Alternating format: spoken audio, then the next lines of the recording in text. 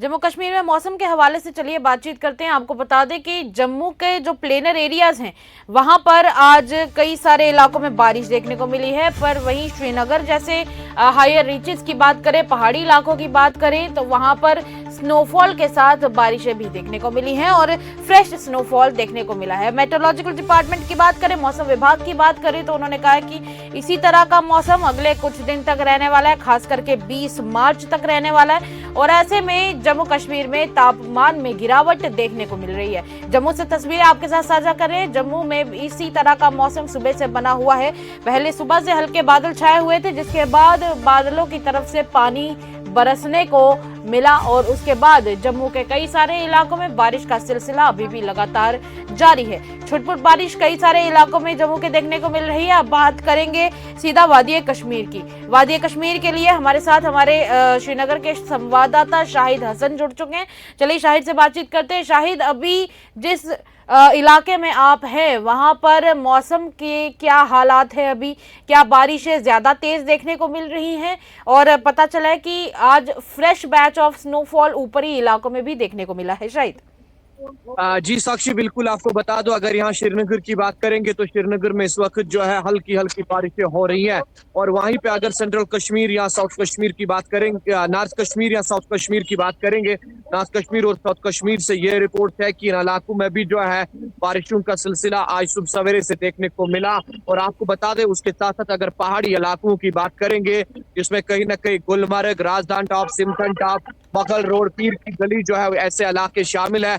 और इन इलाकों में बर्फबारी होने के इम्कानात पहले ही बताए गए थे। शाहिद, आप अभी पीर की गली की बात आप कर रहे थे तो पता चला है कि मुगल रोड वाले रास्ते को पहले आज बंद कर दिया गया था फ्रेश बैच ऑफ स्नोफॉल होने के बाद, और अभी पता चला है कि वन वे ट्रैफिक अभी वहां पर खोला गया है। क्या ये बात सच है शाहिद?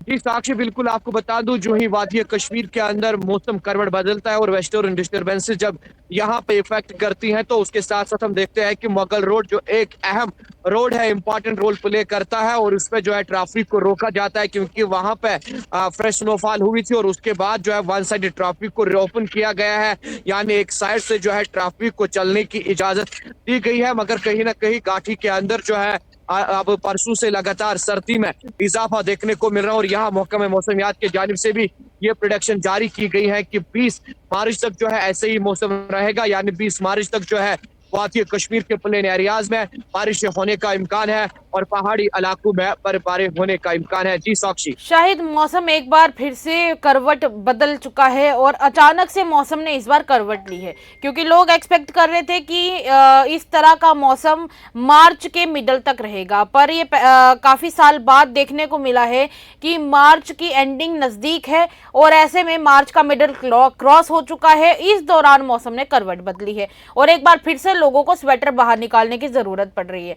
तो ऐसे में जो अचानक से ये मौसम में तब्दीली आई है, क्या इस मौसम की तब्दीली से कहीं पर स्कूल, दफ्तर या बाजारों में कुछ चेंजेस देखने को मिले? क्योंकि जब सर्दी ज्यादा हो जाती है तब जाहिर सी बात है कि टाइमिंग पर इफेक्ट पड़ता है। लोग जल्दी मार्केट निकलना प्रेफर नहीं करते, ज्यादा देर तक भी मार्केट में रुकना प्रेफर नहीं करते शाम को। तो क्या इस तरह के चेंजेस आप नोटिस कर पाए हैं? जी साक्षी, बिल्कुल आपको बता दूं, जहां ईद उल फितर अब करीब आ रही है मगर वहीं पे मौसम की करवट बदलने के बाद ये देखने को मिल रहा है कि वादी कश्मीर के जो मार्केट्स है इनमें रश काफी ज्यादा होता था। मगर आज की अगर हम बात करेंगे, आज कम रश देखने को मिला है, क्योंकि जहां आपने कहा कि मार्च के अंदर वादी के अंदर जो है तेज तापमान होती थी, मगर इस बीच हमने देखा कि चिले कलान जो सर्दियों का शहंशाह है उसमें बर्फबारी हुई। उसके बाद हमने देखा कि फरवरी के महीने में वादी कश्मीर के अंदर कम बर्फबारी और कम बारिशें देखने को मिली।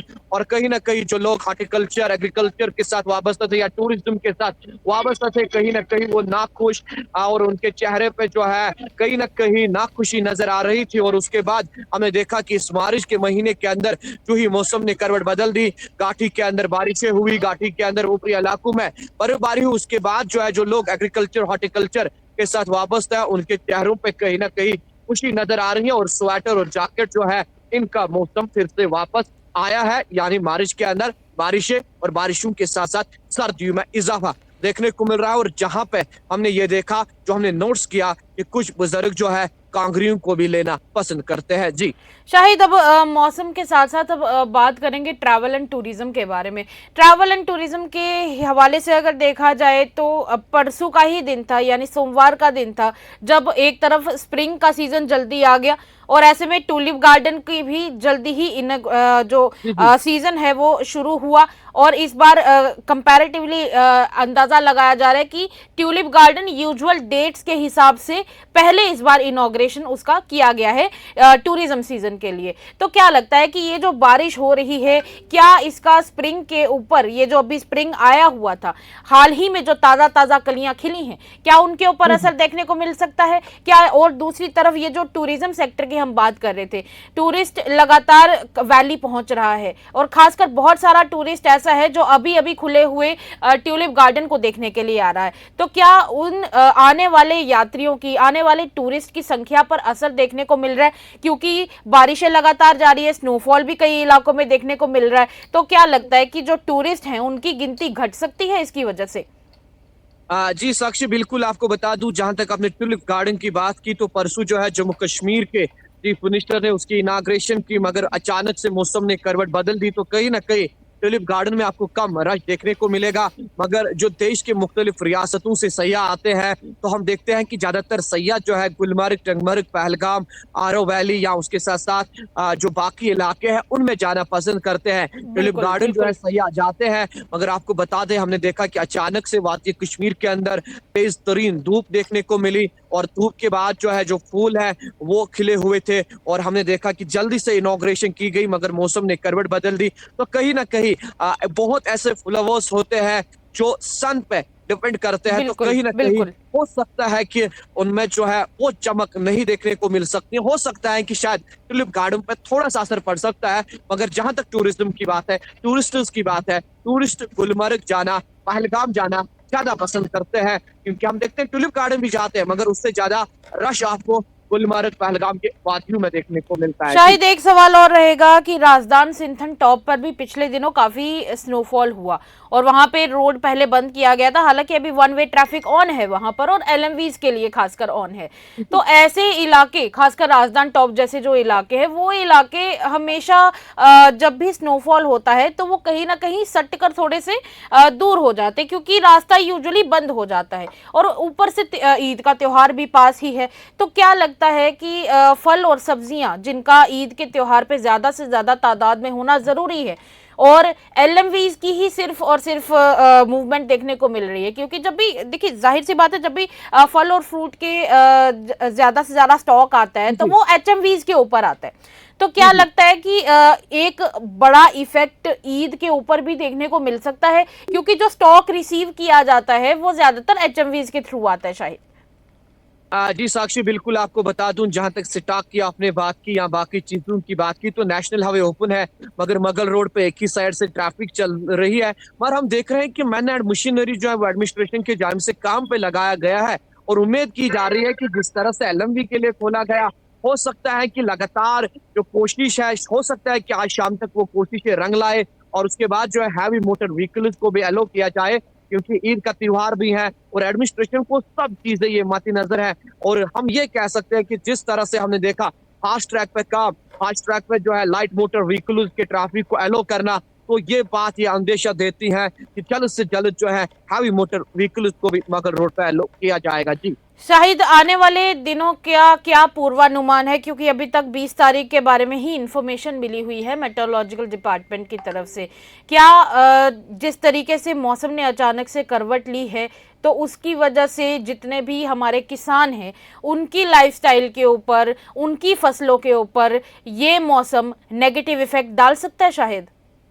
जी बिल्कुल आपको बता दूं, जहां तक हम किसानों की बात करेंगे, खासकर वो लोग जो हॉर्टिकल्चर से वाबस्ता है, एग्रीकल्चर से वाबस्ता है, उनके चेहरे पे खुशी नजर आती है, क्योंकि उनका मानना है कि एक लॉन्ग ड्राई स्पेल चला और उनका मानना है कि अगर ये बारिशें नहीं होती तो बारिशें ना होने की वजह से जो है फिर ज्यादा डिजीज जो है वो देखने को मिलती है। चाहे हम एप्पल ऑर्चर्ड्स की बात करें या उसके साथ साथ उन लोगों की बात करें जो एग्रीकल्चर के साथ वाबस्ता है, यानी पैडी फील्ड्स की बात करें, तो किसानों के चेहरे पे खुशी नजर आती है, खुशी क्योंकि ये नजर आती है।